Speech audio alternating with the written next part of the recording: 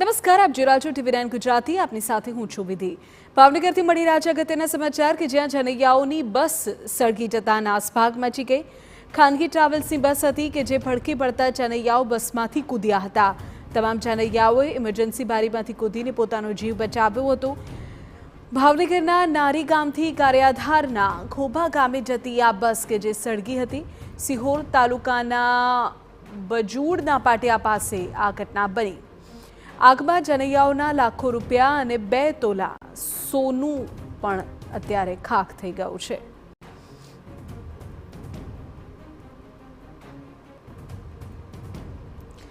તો ભાવનગરથી અગત્યના સમાચાર મળી રહ્યા છે કે જ્યાં લગ્નની જાન પર અણધારી આફત આવી પડી। જનૈયાઓ જઈ રહ્યા હતા અને બસમાં અચાનક આગ લાગી ગઈ।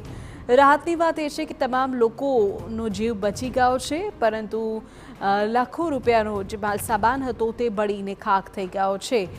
દ્રશ્યમાં હવે આપને બતાવી રહ્યા છીએ ખાનગી ટ્રાવેલ્સની આ બસ કે જે ભડકે પડતા લોકો તેમાંથી કૂદ્યા હતા। જાન લઈને જઈ રહી હતી આ બસ અને તમામ જનૈયાઓ ઇમરજન્સી બારીમાંથી કૂદી પોતાનો જીવ બચાવ્યો હતો। અમારા સંવાદદાતા અજીત ગઢવી આ બાબતે વધુ વિગતો આપી રહ્યા છે। અજીત, પૂરી માહિતી। जी विधि बात કરવામાં આવે તો ભાવનગરની અંદર થોડી વાર પહેલા જ થોડા કલાકો પહેલા એક ઘટના બનવા પામી છે, જેની અંદર જાનની એક બસ જે હતી તે સળગી જવાની ઘટના સામે આવી છે। ખાનગી ટ્રાવેલ્સની બસ છે, ભાવનગરથી નારી ગામથી ગારિયાધાર તાલુકાના ઘોબા ગામ પાસે જાનૈયાઓને લઈને જતી હતી। આજે ખૂબ જ લગ્નના તારીખ હોવાને લઈને આજે લગ્ન હતા એ પરિવારમાં, અને સિહોર તાલુકાના બજૂડ પાટિયા પાસે બસ પહોંચી હતી। તે કોઈ પણ સંજોગો એક અચાનક બસની અંદર આગ લાગી હતી।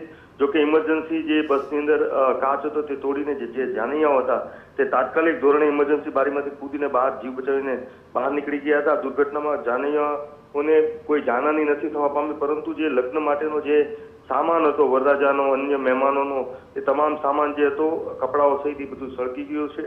2 તોલા જેટલું સોનું પણ બળીની અંદર ખાખ થઈ ગયું છે। કોઈ જાનહાની થવા નથી પામેલી। રસ્તા પર જ બસ ભડભડ સળગી ગઈ હતી। તેને હજી ફાયર બ્રિગેડને જાણ કરે, ફાયર બ્રિગેડ આવે તે પહેલા આખી બસ સળગી ગઈ હતી।